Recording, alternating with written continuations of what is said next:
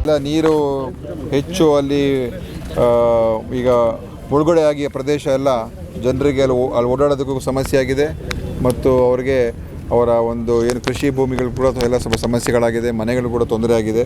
ಭೇಟಿ ಕೊಟ್ಟಿದೆ ಅಲ್ಲಿ ಅವ್ರ ಜನ ಸ್ಥಳೀಯವಾಗಿ ಅವ್ರು ಹೇಳ್ತಾ ಇರುವಂಥದ್ದು ಅಲ್ಲಿ ಏನು ಚೆಕ್ ಡ್ಯಾಮ್ ನಿರ್ಮಾಣ ಆಗಿ ಏನು ಅಲ್ಲಿ ಒಂದು ಕುಡಿಯೋ ನೀರು ಯೋಜನೆಗೆ ಅದೇ ಆದಂಥದ್ದು ಅದು ಯೋಜನೆಯಿಂದ ಅನುಕೂಲ ಆಗಿದೆ.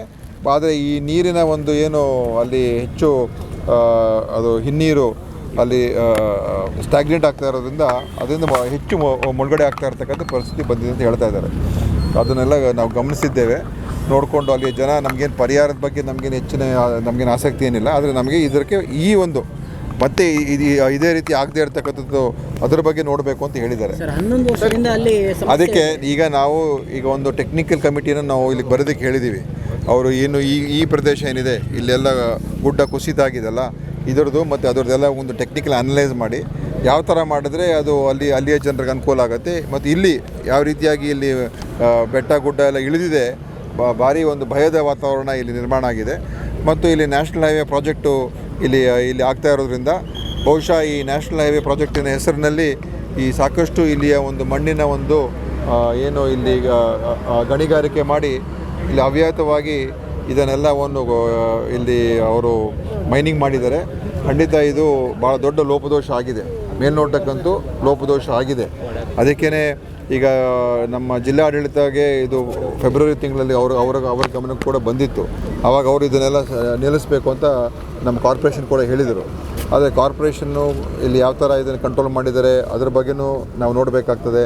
ಮತ್ತು ನಮ್ಮ ಭೂ ಮತ್ತು ಗಣಿ ವಿಜ್ಞಾನ ಇಲಾಖೆ ಅವರು ಯಾವ ರೀತಿಯಾಗಿ ಇದನ್ನು ಅವರು ಯಾಕೆ ಈ ರೀತಿಯಾಗಿ ಬಿಟ್ಟಿದ್ದಾರೆ, ಒಂದು ಬೆಟ್ಟ ಗುಡ್ಡದಲ್ಲಿ ಮಣ್ಣನ್ನು ಎತ್ಕೊಂಡು ಹೋಗೋದಕ್ಕೆ ಯಾವ ರೀತಿ ಬಿಟ್ಟಿದ್ದಾರೆ ಅದರ ಬಗ್ಗೆಯೂ ಕೂಡ ಉನ್ನತ ಮಟ್ಟದ ತನಿಖೆಯನ್ನು ಮಾಡೋದಕ್ಕೆ ನಾನೀಗ ಆದೇಶ ಮಾಡ್ತೀನಿ. ಯಾವ ಹಂತದಲ್ಲಿ ಯಾರು ಮಾಡಬೇಕು ಅಂತ ನಾವು ಅದರ ಬಗ್ಗೆ ನಾನು ಖಂಡಿತವಾಗಿ ಆದೇಶ ಮಾಡಿಸ್ತೀನಿ. ರಾಜ್ಯ ಸರ್ಕಾರ ಇದೇ ಮೊದಲ ಬಾರಿಗೆ ಲ್ಯಾಂಡ್ಸ್ಲೈಡ್ ಹೈ ರಿಸ್ಕ್ ಇದು ಕೊಟ್ಟಿದೆ, ಅಲರ್ಟ್ ಕೊಟ್ಟಿದೆ ಮತ್ತು 33 ತಾಲೂಕುಗಳಲ್ಲೂ ಕೊಟ್ಟಿದೆ. ಅದರಲ್ಲೂ ದಕ್ಷಿಣ ಕನ್ನಡಲ್ಲೂ ಇದೆ. ನಮ್ಮದರಲ್ಲಿ 78 ಹೈ ರಿಸ್ಕ್ ಏರಿಯಾಗಳನ್ನು ಐಡೆಂಟಿಫೈ ಮಾಡಿದೆ. ಅದರ ಇದಕ್ಕೆ ಪರಿಶೀಲನೆಗೆ ಯಾವ ರೀತಿಯ ಈಗ ನಮ್ಮ ಜಿಲ್ಲಾಡಳಿತ ಈಗ ಎಲ್ಲವನ್ನು ಕೂಡ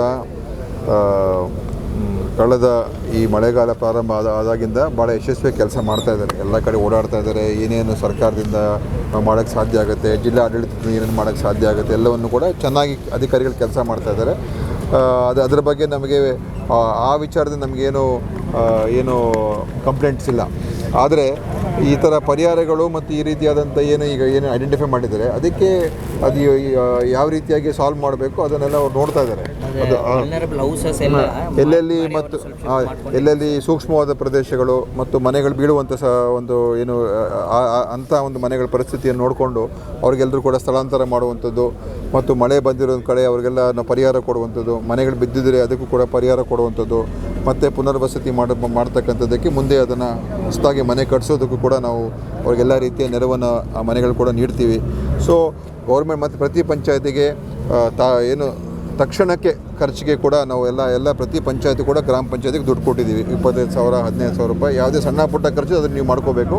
ಮತ್ತು ಬೇರೆ ಉಳಿದಿರೋದನ್ನು ಕೂಡ ಖಂಡಿತವಾಗಿ ನಾವು ಮಾಡೋದಕ್ಕೆ ನಮ್ಮ ಸರ್ಕಾರದಿಂದ ಸಾಕಷ್ಟು ಹಣ ಅವರ ಬ್ಯಾಂಕ್ನಲ್ಲಿ PD ಅಕೌಂಟಲ್ಲಿ ನಾವು ಡಿಪಾಸಿಟ್ ಮಾಡಿ ಇಟ್ಟಿದ್ದೀವಿ. ಸೊ ಹಣದ ಒಂದು ಖರ್ಚು ಮಾಡೋದಕ್ಕೆ ಯಾವುದೇ ಸಮಸ್ಯೆ ಇಲ್ಲ. ಆದರೆ ಇದನ್ನು ನಾವು ಎಲ್ಲೆಲ್ಲಿ ಅವಶ್ಯಕತೆ ಇದೆ, ಎಲ್ಲೆಲ್ಲಿ ಏನೇನು ಮಾಡಬೇಕು ಅದು ಲೋಕಲ್ ಗೌರ್ಮೆಂಟ್ಗೆ ನಾವು ಸಂಪೂರ್ಣವಾದಂಥ ಅವ್ರಿಗೆ ಮುಕ್ತವಾದಂಥ ಅವ್ರಿಗೆ ಅವಕಾಶ ಮಾಡಿಕೊಟ್ಟಿದ್ದೀವಿ.